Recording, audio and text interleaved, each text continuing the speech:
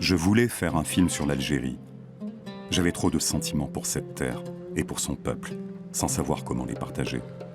J'ai longtemps cherché le bon chemin pour transmettre, et un jour j'ai compris que toutes mes espérances trouveraient leur sens dans le message que délivrent au quotidien les hommes et les femmes, les frères et les sœurs de l'Église d'Algérie. Ils et elles, dans l'humilité d'une chrétienté simple et dépouillée, créent le lien, entretiennent l'échange, favorisent la rencontre. Ils et elles affirment une présence et en cette terre d'islam font vivre leurs différences. Ils et elles, nourris à la force et à la joie de l'amour de Dieu, avancent sans arrière-pensée, sans chercher à convaincre, sûrs d'eux-mêmes et de leur foi, libres, dans le respect de cette grande famille qu'ils choisissent de servir, l'humanité. Sur des milliers de kilomètres, du fin fond du pays aux cités de la côte, ils m'ont ouvert leurs portes comme ils l'ouvrent à tous ceux, chrétiens ou musulmans, qui arrivent jusqu'à eux. Au cœur du Grand Alger, je me suis d'abord rendu au centre spirituel de Ben Smen, où son directeur, le père Christophe Ravanel, en Algérie depuis bientôt 15 ans, m'a expliqué la raison de sa présence ici. Je fais partie d'un groupe de jésuites qui s'intéresse à cet espace, disons, de l'ouest de la Méditerranée. Et on se disait qu'on allait faire des allers-retours entre la France, l'Espagne, le Maroc, l'Algérie. Et puis finalement, pour faire un pont, il faut établir aussi une pile de l'autre côté.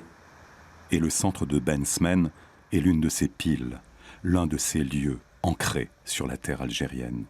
Une maison où, dans le calme et dans le silence, à la fois au cœur et loin de l'agitation de la capitale, chacun, quel qu'il soit et d'où qu'il vienne, peut effectuer une retraite. C'est ouvert à tout le monde. Alors c'est vrai que les retraites qu'on propose sont plutôt faites pour les chrétiens, c'est-à-dire c'est une pédagogie chrétienne, c'est des textes bibliques.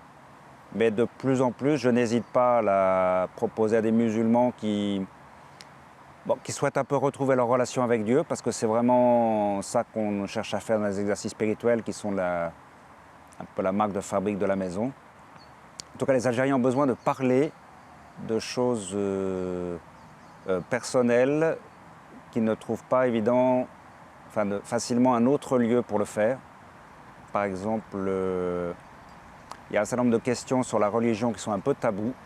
C'est-à-dire que ce n'est pas évident d'arriver à discuter sur le sujet religieux parce qu'on risque de tomber dans une argumentation qui est relativement stérile. Donc nous, on a aussi un groupe, disons, de partage. Je ne dis pas islamo-chrétien, mais disons de chrétiens et de musulmans, mais on essaye de rester sur un partage d'expérience. Par exemple, on va partager sur la famille. Comment est-ce qu'on vit dans nos familles? On va partager sur notre emploi du temps, comment on essaye d'organiser chacun notre emploi du temps, faire la place à l'imprévu ou pas.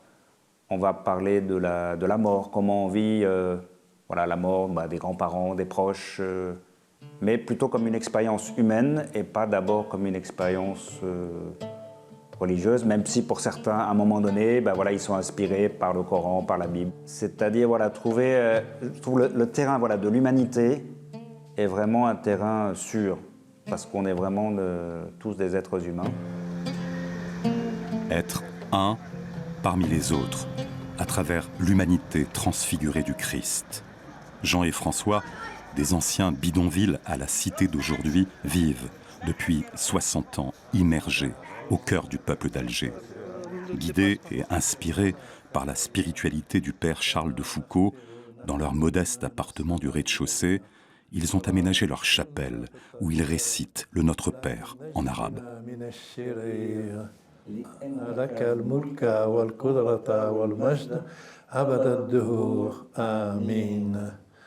Pour nous, c'est vraiment un lieu de vie, un lieu de ressourcement, et c'est une nécessité d'avoir un lieu de prière où on se retrouve. Alors aussi, on a tout on prie avec tous les bruits du quartier, toute la vie du quartier aussi. Bon, finalement, ça nourrit notre prière aussi.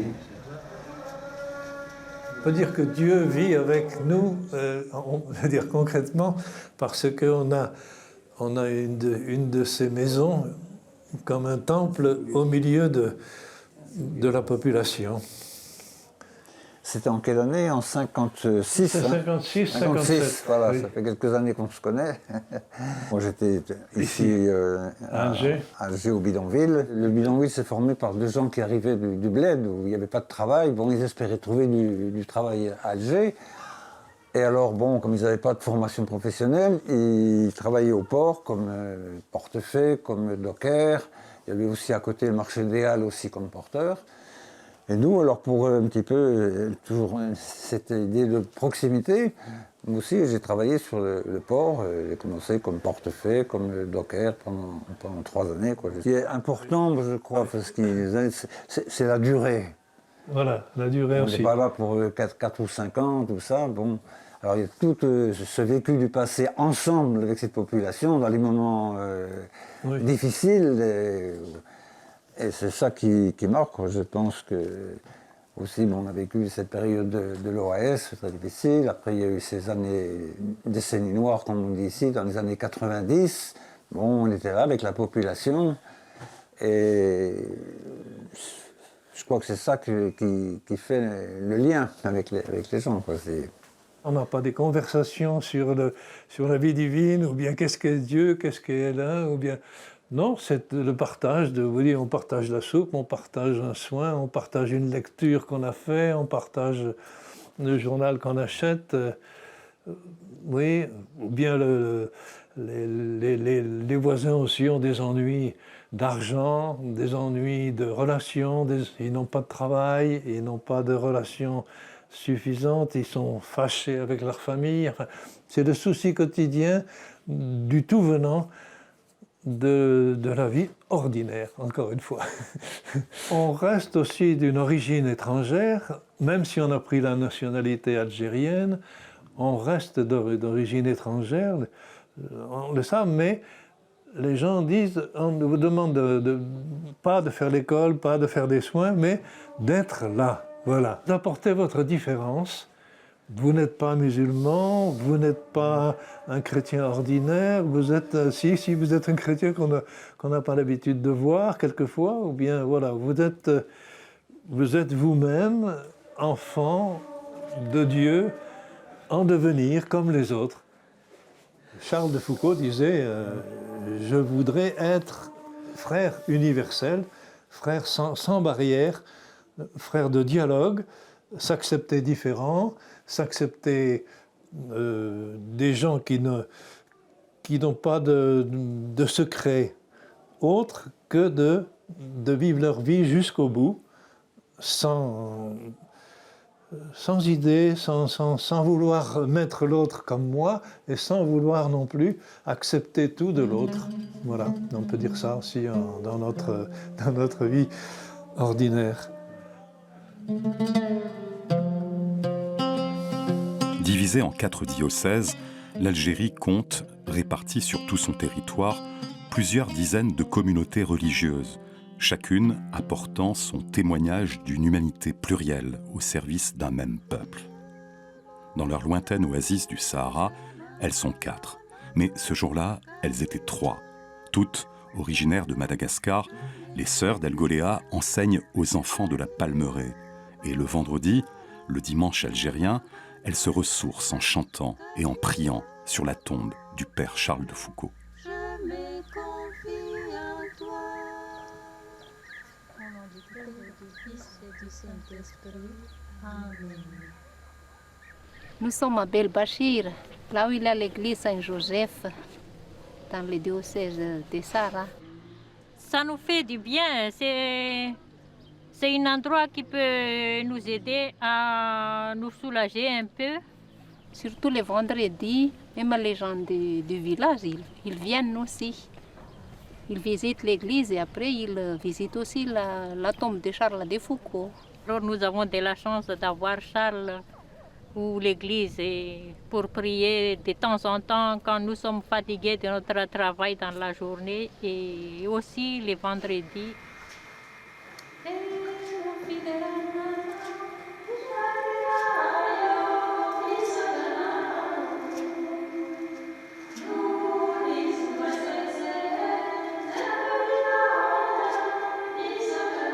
On chante beaucoup et même des fois quand il y a des occasions, on danse aussi. Nous dansons aussi. C'est la louange qui montre vers Dieu, la prière du corps aussi. Ça rendre grâce à Dieu.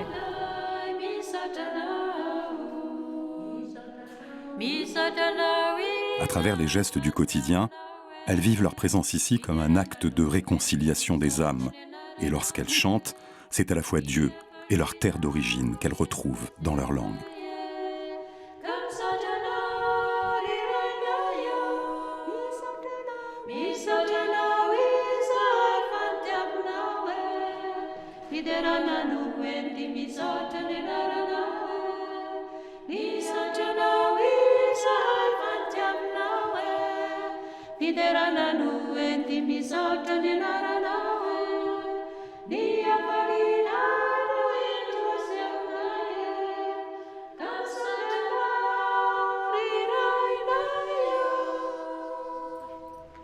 Quand on parle à la foi, c'est des choses à l'intérieur.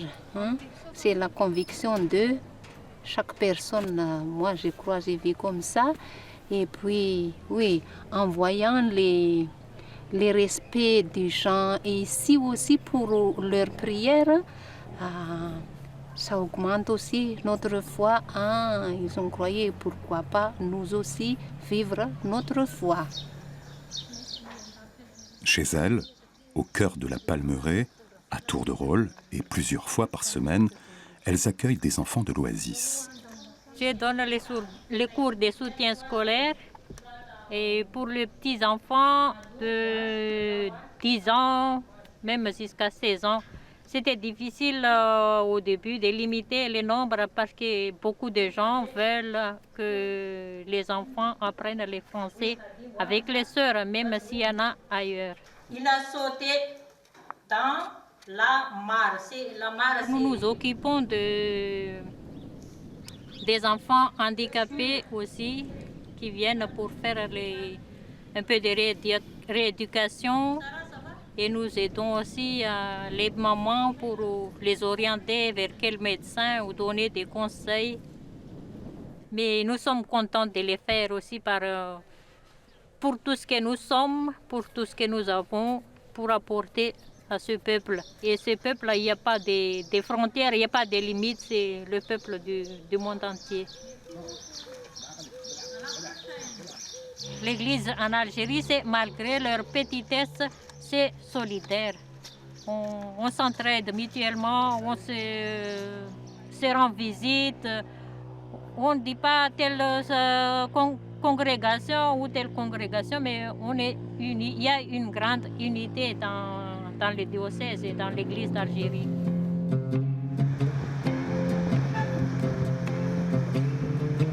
À plus de 1000 kilomètres au nord, retour sur la côte méditerranéenne, la capitale et ses 4 millions d'habitants.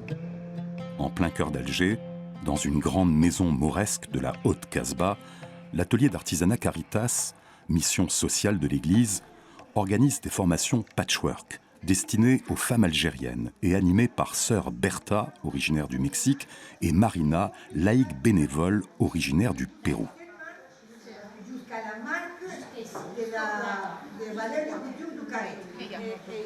Il y a quelque chose que j'aime dans les patchwork, c'est il y a beaucoup de choses qui nous unissent. C'est d'abord, on s'exprime dans les patchwork, on s'exprime dans les choix de tissus, dans les choix de couleurs. Et des fois, quand ils me demandent est-ce que ça fait joli, la première chose que je leur dis, c'est est-ce que tu aimes? Moi, je suis une retraitée. Le patchwork, pour moi, c'est une thérapie. Et je l'aime bien. Et je me sens à l'aise avec cette compagnie. Je me sens à l'aise. Ikrem aussi, elle voulait bien faire cet atelier parce qu'elle se sentait qu'elle était capable. Elle est une artiste. J'ai déjà voulu faire ça depuis longtemps. Je voulais apprendre, mais je ne savais pas qu'il y avait un atelier ici, juste à côté, parce que je travaille juste à côté. J'ai vu une annonce à la porte, je suis entrée, c'est tout. Est-ce que ça t'a aidé, les faire devenir, d'apprendre l'atelier? Apprendre, c'est facile, mais c'est surtout l'ambiance. C'est surtout l'ambiance qui m'aide à travailler. Si je n'ai pas trouvé une bonne ambiance, je ne pourrais jamais continuer et apprendre quoi que ce soit. Pourquoi la couture? La couture, je voulais apprendre plus que la haute couture, je voulais. Oui. Pourquoi? Oui. Pour continuer ça. Je fais la couture à la maison et je continue avec. Oui. Non, je ne parle pas le français bien. Je suis timide. Je fais des couettes, je vends pour les gens si ça le plaît. Il est trop magnifique et unique. Il n'y a pas beaucoup de patchwork ici là en Algérie. Il n'y en a pas. Est-ce que je peux faire ça Marina, c'est très bien. Comme elle dit la maison est petite mais le corps est très grand pour vous. Le cœur est grand. Je constate que les femmes ont besoin d'être écoutées, de s'écouter entre elles. Mais la relation qui se fait avec moi, même si je suis une étrangère, on grandit dans la confiance. Même le fait d'être mexicaine, ça m'aide bien. Parce que plusieurs fois, elles me disaient que moi, je me ressemble à une Algérienne. Voilà. Vous savez, si le monde serait entre nous seulement les personnes, où rien ne se mêle, seulement les sentiments, il n'y aura pas de problème. Je parle avec une musulmane, on discute avec Rahil qu'est-ce que c'est la religion et tout ça, ouvertement. Mais sans arrière-pensée, je le respecte, elle nous respecte et ça marche très bien. Et on espère que ça continuera pour longtemps. Inch'Allah. Oui, Inch'Allah. Inch'Allah. Au pied de la Casbah, dans le quartier populaire de Bab el-Oued, le centre d'accueil et d'amitié dirigé par les sœurs missionnaires Augustines est animé par des professeurs bénévoles qui donnent des cours de soutien aux enfants du quartier. C'est des cours de soutien, exactement, c'est des cours de soutien. Mais ça, avec le temps, je remarque il y a une grande différence entre le premier trimestre et le deuxième trimestre. On arrive au troisième, il y a beaucoup d'élèves qui ils ont progressé.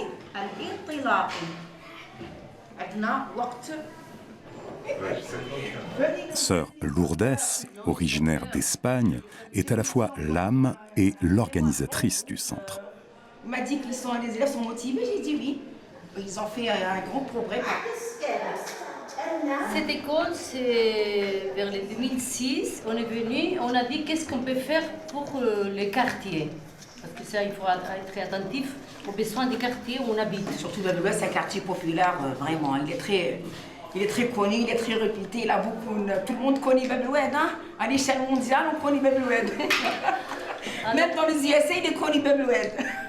Alors on a senti qu'il y avait besoin d'un soutien parce que c'est un quartier populaire pour les aider les enfants à avoir une bonne base dans les matières essentielles. C'est 3 matières, c'est l'arabe, le français et les maths. On est parti dans les écoles. On se base sur les 3 matières seulement, les matières essentielles.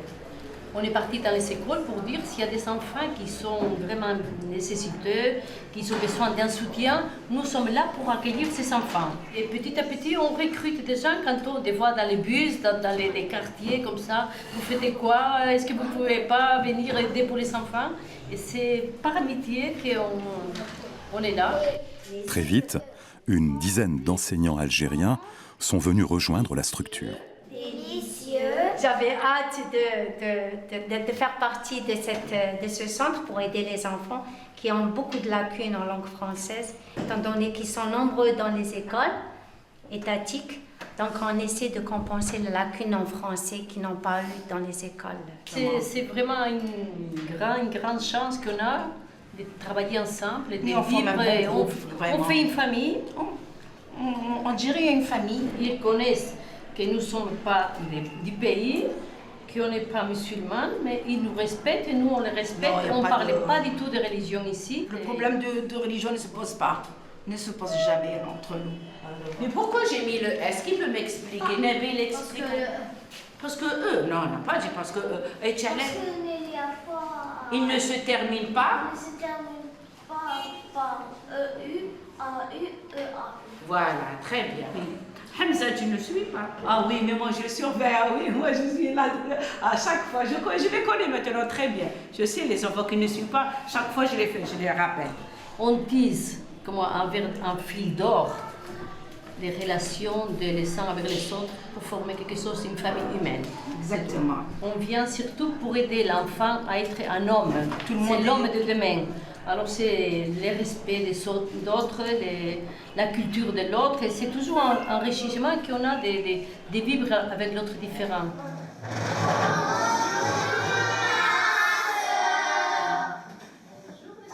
Je pense que c'est très important de vivre différemment parce que c'est quand on se connaît, on n'a pas peur de l'autre. Plus on ne se connaît pas, je pense que c'est là qu'il y a la peur. Quand je suis convaincue de ce que j'ai fait, de qui je suis, c'est là que je n'ai pas peur que l'autre il me fasse de mal.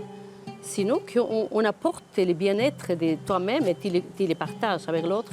Et c'est là qu'on vit vraiment heureux et bien. À plus de 500 km d'Alger, sur la côte est de l'Algérie, tout près de la frontière tunisienne, des collines encore sauvages dominent la 4e métropole du pays, Annaba, et son million d'habitants. Gérard de Belair, le prêtre de la ville, amoureux de la nature, est un parfait connaisseur de l'exceptionnelle biodiversité de la région. S'il a été pendant plus de 20 ans professeur de biologie à l'université d'Annaba, il se montre également excellent géographe. Ici, nous sommes dans un des grands massifs qui s'avance le plus profondément, j'allais dire, dans la Méditerranée, donc on l'appelle souvent péninsule, avec cette grande plage très fréquentée en été, qui s'appelle donc Oued Begrat, qui maintenant s'appelle Jenan El Bey. On a une végétation et une faune très spéciale qui est souvent apparentée à la faune et à la flore des îles qui se trouvent dans la Méditerranée à proximité. C'est intéressant. Alors nous sommes là en pleine transition, si l'on peut dire, ou opposition. Face à nous, nous avons tout le port d'Annaba. Nous sommes dans le bruit, nous sommes dans la pollution, et là, nous nous trouvons dans le silence. Un moteur dans le lointain, c'est tout ce qui nous reste. Quelquefois, quelques oiseaux, et puis, bien sûr, la flore, Bérouag, l'asphodèle. Et puis, devant vous, vous avez une espèce très utilisée par les riverains, qu'on appelle Sejret Meriem, l'arbre de Marie. C'est beau. Je ne vois pas bien comment maintenant me réhabituer à un autre contexte. Ça me paraît très difficile. J'ai beaucoup d'amis algériens. Maintenant, j'ai l'impression que ma vie, elle est ici. Les étudiants continuent à fréquenter la maison donc, pour faire des sorties, pour découvrir le pays. Et chaque fois, on a des surprises extraordinaires. Le dialogue commence avec ces personnes et on rejoint toujours comment dirais-je, leur véritable préoccupation en profondeur. C'est ça qui est formidable.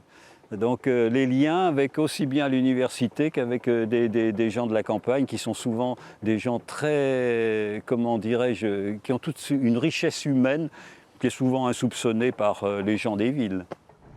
Nous le suivons jusqu'en ville, là où il vit et exerce sa prêtrise. J'ai toujours été fidèle à cette, comment dirais-je, à mon sacerdoce là-dessus. Et du temps même où nous étions très nombreux dans la communauté, puisqu'on a été jusqu'à 12 prêtres sur Annaba.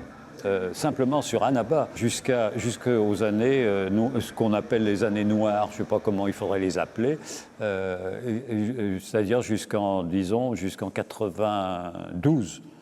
Et en 92, alors, les communautés se sont complètement disloquées. Je me sens tellement à l'aise dans ce monde-là parce que finalement, moi, je peux passer des semaines entières sans rencontrer un seul compatriote, sauf quand je célèbre. Cette immersion, je la vis depuis 1973, entre l'agriculture où j'ai été 10 ans, l'université pendant 20 ans, et les étudiants qui continuent ou les enseignants qui continuent à passer à la maison. Prêtre botaniste, comme il se définit lui-même, il est devenu au cours du temps un expert reconnu des écosystèmes locaux. Et l'autre jour, par exemple, on m'a demandé de venir présenter une conférence sur la biodiversité de la région à l'université dans le cadre de la Journée internationale de l'environnement, enfin des zones humides exactement. Donc ça pose aucun problème, alors que je suis un potager. J'ai quand même 20 multiplié par 4 hein, depuis le mois de décembre. Alors c'est une chance, je le prends comme un don. Je vous ai béni tout au long de ma vie. À quelques kilomètres au-dessus d'Annaba, sur la colline d'Hippone, la basilique Saint-Augustin honore la mémoire de l'un des plus grands théologiens de l'Église, Saint Augustin. Né en Algérie en l'an 354 et mort ici même à Hippone, dont il était l'évêque, en l'an 430. Aujourd'hui, ce sont 3 frères augustins anglophones, originaires d'Afrique centrale, qui veillent sur la basilique et perpétuent la mémoire de l'illustre docteur de l'Église. It's very important for us as Augustinians to work here because we are in the very footsteps of St. Augustine, who was born here in Algeria. So as an order, we are very happy our presence here in Algeria.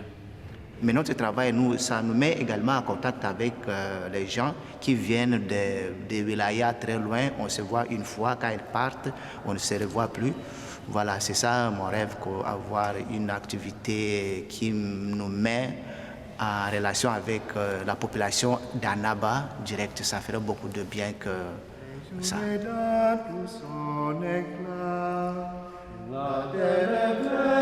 C'est toujours fascinant de connaître mieux les autres et de comprendre leur style de vie.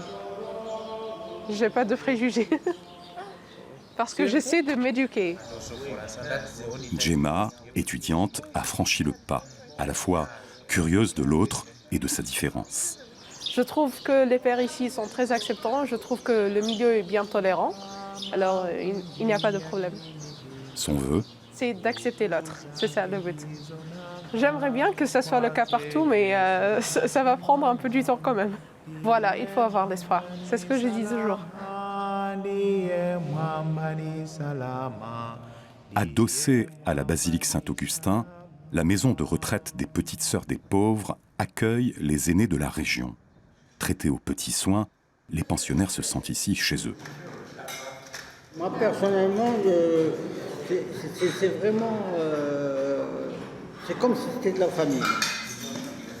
En charge des 80 pensionnaires accueillis bénévolement dans l'établissement, les Petites Sœurs sont originaires d'Europe, d'Afrique et d'Asie.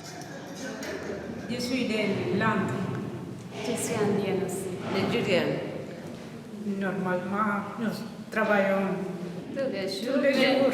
Nous sommes un jour par mois, un jour de prière, et nous profitons pour reposer aussi. Aussi, nous avons, après le repas, chaque repas, nous avons un temps de récréation ensemble, la communauté.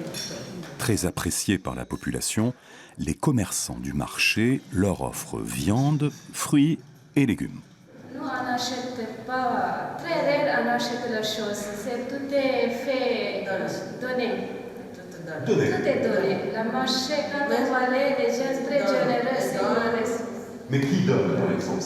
Nous, en maquette, nous, on va aller pour demander les gens dans le marché. Ils nous connaissent très bien. Quand on va au marché, on demande ici, est-ce qu'on peut avoir un petit peu de légumes? Ils nous donnent cajou.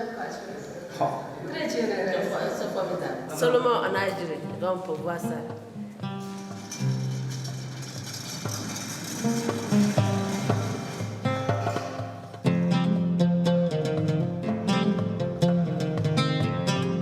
Sur la côte ouest de l'Algérie, dans la grande métropole d'Oran, deuxième ville du pays avec plus de 2 millions d'habitants, le centre diocésain Pierre Claverie accueille depuis 4 ans la troupe de comédiens d'un groupe d'improvisation, les Drolmadères. Ils répètent ici 2 fois par semaine. Vous allez faire le remake de James Bond, d'accord? James Bond, la totale, voilà. Et vous allez faire un gros budget américain. Je dirige les comédiens, voilà, et on choisit les exos par rapport à nos besoins, par rapport à ce qu'on veut ou ce qu'on a besoin de travailler. Les jeunes comédiens oranais se sentent parfaitement à l'aise dans l'amphithéâtre du centre diocésain. Celui qui se sent prêt ou qui est préparé ou qui a préparé un atelier, une thématique à travailler ou quelque chose peut faire l'atelier. On est là vraiment 2 fois par semaine, c'est 5 heures, 4 à 5 heures de liberté totale où on peut faire ce qu'on veut, mais ça reste sérieux quand même. On a appris ensemble, on avance ensemble, donc il n'y a pas vraiment un leader ou un prof. Et on essaie, est-ce que ça a marché, pourquoi pas, qu'est-ce qu'il fallait changer, qu'est-ce qu'il fallait faire pour que les spectacles se passent beaucoup mieux. Et comment vous avez fait pour entrer dans cette salle ça veut dire que vous êtes venu voir la direction ou quoi? Comment ça s'est passé? Ça s'est fait tout à fait par hasard en fait, il y a de cela 3 ou 4 ans même déjà là, ouais, on avait fait un spectacle avec une photographe qui venait de Bordeaux à SDH, à Sid Louheri en fait. Et elle nous a dit, j'ai rencontré les Drolmadères, on les a mis en dehors de la salle où ils s'entraînaient, ils n'ont plus d'espace où le faire. Alors j'ai dit, mais pourquoi ils ne viendraient pas chez nous? Nous, on a l'espace. On a une salle de libre, ça vous dirait? Ben oui, on nous dit, allez. Et ça fait 4 ans qu'on la squatte et on n'a pas voulu partir. On voudrait être au service de la jeunesse et donc ils sont venus et depuis, donc ça dure maintenant au moins 4 ans déjà. On a la salle, on peut faire ce qu'on veut, on peut organiser des spectacles, on a une totale liberté ici. Vous êtes les seuls à Oran à faire ça? Même en Algérie. Voilà, et dans l'univers tout entier, non du tout. Voilà, on est les seuls. Il y avait une autre troupe qui s'appelait Improviso avant nous, qui se sont séparés. Et pour le moment, on est les seuls à Oran. Et en Algérie, on essaie vraiment de faire connaître un peu cet art d'improvisation. Et je vous veux dans mon équipe. Non, prenez-moi, moi. Je vous ferai un grand chanteur. Suivez-moi et vous ne regretterez pas. On fait des spectacles également, on a une fréquence de 2 à 3 spectacles par mois. Un à Oran, c'est sûr, et après un autre à Oran ou ailleurs, ça dépend. On a toujours, quand ils sont là, on a toujours énormément de monde qui vient les voir. C'est les spectacles qui ont le plus de succès. C'est pas trompé d'émission, lui, par hasard. Force d'attraction, les Drolmadères attirent un nombreux public algérien dans le centre diocésain. Et là encore, à leur manière, favorisent l'échange entre chrétiens et musulmans. Merci.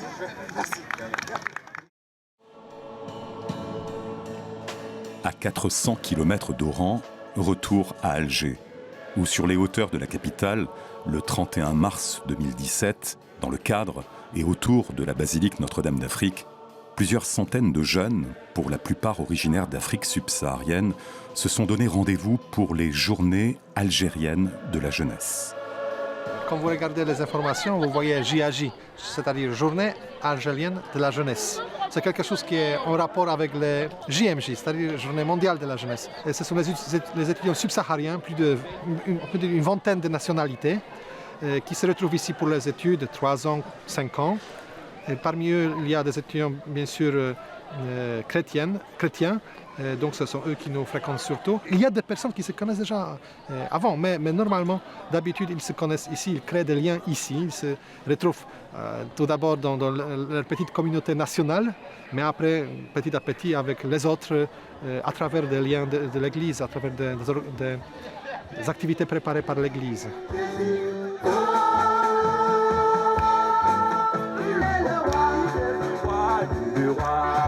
La conférence épiscopale algérienne m'a invité pour prendre part à ce moment important de la vie de l'Église où les jeunes venant des 4 diocèses se retrouvent ici à Alger. Artisan de la paix et du dialogue interreligieux dans son pays, la République centrafricaine, le cardinal Dieudonné Nzapalainga a fait le voyage depuis Bangui. L'Église est aussi présente dans la jeunesse. Et quand les jeunes se retrouvent, nous devons être proches de cette jeunesse. Voilà pourquoi je me déplace, pour donner du crédit, donner aussi beaucoup de respect à cette présence massive de ces jeunes-là, pour leur dire, vous êtes ici, le Christ doit être présent dans votre cœur, restez unis les uns les autres et restez comme des chrétiens fervents, authentiques, engagés, pour ne pas dire ferments, dans la patte et lumière au cœur de cette société algérienne. Riche en universités, l'Algérie accueille des milliers d'étudiants subsahariens, dont une partie de confession chrétienne donne une dynamique nouvelle à l'Église d'Algérie. Saluant cette évolution, le nouvel archevêque d'Alger, Monseigneur Paul Desfarges, accompagne la forme et l'esprit des JAJ. C'est une grande grâce de pouvoir réunir tous ces jeunes des 4 diocèses d'Algérie et de pouvoir être là ensemble, un moment fort de fraternité, de temps de prière, de temps de convivialité. Et il y a les étudiants subsahariens, mais il y a quelques migrants, puis il y a quelques chrétiens algériens, il y a les sœurs, il y a les pères, les plus jeunes. Et bien voilà, c'est un bel échantillon de notre Église. Nous sommes une Église à dimension africaine. Et pour moi, pour nous, c'est une grâce que la bonne nouvelle de l'Évangile ne soit pas portée uniquement par des Européens.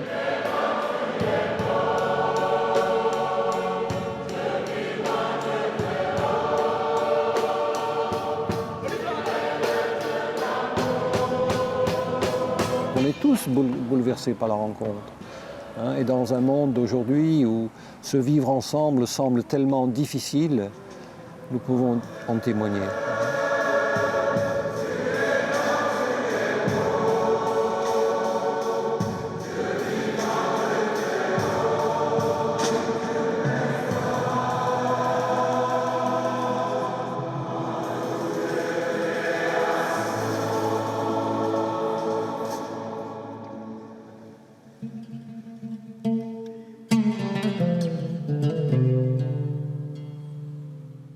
Présents dans les montagnes de Kabylie depuis plus de 140 ans, les Pères Blancs perpétuent à Tizi Ouzou leur engagement de proximité et de dialogue avec la population.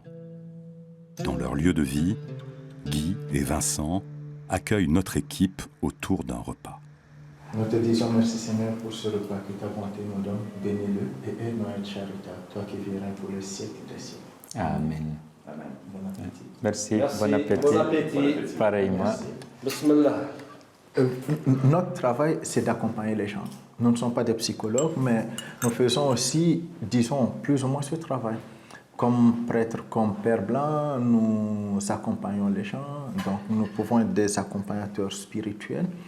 Nous pouvons être des accompagnateurs humains aussi. Ce que nous apportons de plus, c'est surtout l'écoute. Nous écoutons les gens. Nous leur prêtons une oreille attentive. Et souvent, c'est ce dont les gens ont besoin le plus. On n'a pas besoin de gourous, nous ne sommes pas des gourous. Nous sommes comme des miroirs devant les gens. Si les Pères Blancs font œuvre d'écoute individuelle, ils s'occupent au quotidien de recevoir les nombreux étudiants qui viennent consulter la riche collection universitaire de leur bibliothèque. Nous, on a cette chance-là que depuis quelque temps, on est seulement des Africains dans cette communauté de Pères Blancs. Donc au début, pour certaines personnes, c'était déstabilisant de voir des Pères Blancs qui ne soient pas européens, qui soient seulement africains et qui soient très jeunes. La différence avec les confrères européens, c'est que les gens les associaient facilement à leur nationalité, à la France, et avec une certaine ambiguïté dans la tête des gens, parce que les gens n'arrivaient pas à faire cette distinction entre ce père qui était français et Père Blanc. Les gens l'associaient toujours à sa nationalité en disant « il est là en tant que Français, donc c'est la France qui était présente ». Donc maintenant, ça change beaucoup. Maintenant, quand quelqu'un me dit « oh, tu sais, je souffre à cause de la France », mais mon frère, je suis désolé, je ne suis pas français. Donc, voilà, on a été colonisé par la France aussi, donc ouais. Ça change tout, quoi. Et à ce moment-là, quand il y a une relation avec quelqu'un, c'est une relation vraie et profonde. Et ça, c'est beau. Ouais. En Algérie particulièrement, notre objectif, c'est d'être là pour le dialogue entre les deux religions. Parce que souvent, le problème, c'est que ce qu'on voit dans les médias, à la télé, ce qu'on entend à la radio, ce qu'on lit dans les journaux, c'est qu'on dit les musulmans sont étiquetés. Nous vivons des expériences formidables et merveilleuses avec des gens pour dire aux gens, nous faisons des choses avec des musulmans font des choses avec nous et nous avançons ensemble pour plus d'humanité entre nous. Voilà. Ce que je vois chez quelqu'un d'abord, ce n'est pas son identité religieuse, c'est de voir l'humanité et l'humain en la personne. Un homme ou une femme devant qui je suis, c'est tout. Je ne lui pose pas la question de savoir de quelle religion il est, ça ne m'intéresse pas. C'est ça notre vocation, comme chrétien avant tout, comme humain avant tout, et puis chrétien ensuite, et puis en plus être prêtre aussi. À 1 heure de Tizi, face au sommet du Djurdjura, à plus de 1000 mètres d'altitude, s'égrènent les villages perchés de Haute-Kabylie. C'est ici, dans son centre de formation, que sœur Elisabeth, originaire d'Allemagne, enseigne l'art et la broderie berbère à une trentaine de jeunes femmes. En Kabylie depuis presque 60 ans, sœur Elisabeth est tellement imprégnée de culture berbère qu'elle en a même fini par adopter son calendrier. Ici, nous ne sommes pas à l'an 2017. Nous sommes à l'an combien Salima, à quelle année on est? L'année de 1954. 2954. Voilà. La croix est aussi présente dans les motifs berbères. Parce que les motifs berbères sont très anciens. Et là, dans l'ancien... Oui, c'est ancien. Et les signes les plus anciens sont les croix, les croisées comme ça, horizontales, mais avec la verticale, etc. C'est antérieur au christianisme. C'était tous les dessins que nous avons trouvés, qu'on a cherchés aussi. Parfois, ils étaient perdus quelque part dans un petit village ou quelque part dans une poterie ancienne, et on relève. Nous avons aussi des Touaregs, des motifs Touaregs. Nous utilisons aussi. Et ça ressemble beaucoup, les peintures rupestres, en dehors des animaux, mais il y a tous ces signes-là dans les peintures rupestres. Alors, est-ce que nous pouvons traduire ça sur des textiles? Et là, on a commencé à rechercher. Alors, pour faire ça, il faut une compétence. Elles sont bien apprises, ça ne s'invente pas. Et nous, pour le moment, on maintient l'individuel. Ça veut dire c'est très personnalisé. Et c'est artisanal. Et c'est artisanal. On peut travailler. C'est artisanal, c'est pas comme ici. La finition, la broderie pour broder, pour faire, c'est pas comme ici. Non. Et les sœurs qui ont cherché la broderie berbère, ici en Algérie, on est les meilleurs. La broderie berbère, on est les meilleurs. La vérité, je le dis, je le redis. Bon, très bien. Nous, on parle beaucoup ensemble parce qu'elle est la plus grande. C'est qu'elle a des biens, qu'elle raconte de sa vie et tout ça. Ça prend place en moi. Et moi, ce que je lui raconte, je pense, c'est la même chose. C'est la même chose. Et c'est là on communique beaucoup de choses. Par exemple, pour Pâques, elles vont avoir une journée libre. Mais avant, je vais leur expliquer quel est l'essence de ma fête. Je leur donne à tous mes fêtes une journée libre. Avec l'explication, ce que nous fêtons. Ça élargit l'esprit. Ah oui, elle est comme ma mère, comme elle a dit, non? Ah oui. Et l'autre, elle a dit que tu es comme sa mère. Alors, on a plein de maternités.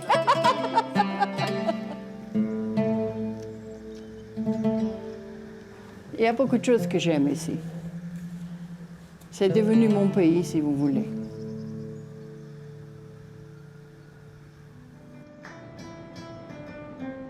Distante de moins de 200 km des côtes espagnoles, la ville d'Oran respire toujours un parfum d'Espagne. César et Guido Garcia, frères maristes, enseignent ici sa langue, l'espagnol. Mais ce qui le porte au quotidien, c'est son engagement pour la jeunesse et son épanouissement au sein de la société algérienne. Fédérateur et presque féministe, il réunit chaque semaine en centre-ville des étudiants, filles et garçons, qui se retrouvent ensemble en vue de préparer de longues randonnées conviviales à la découverte du patrimoine et de l'environnement de l'Oranie. C'est un groupe sympa. On est ensemble depuis 2011.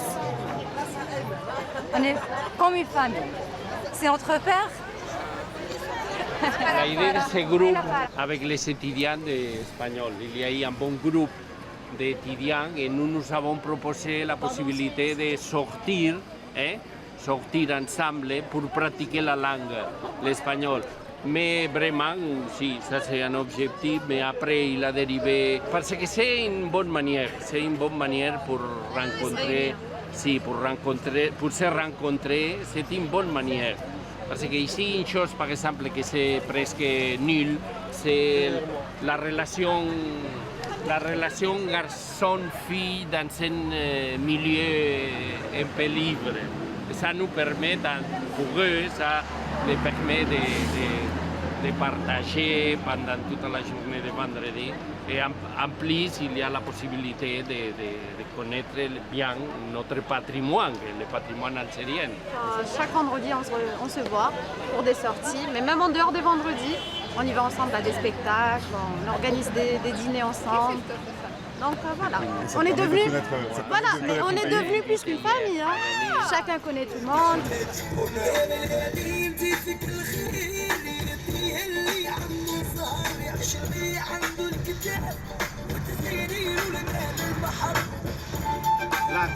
Chaque vendredi, on ne peut pas s'en passer le vendredi, on attend le vendredi avec impatience.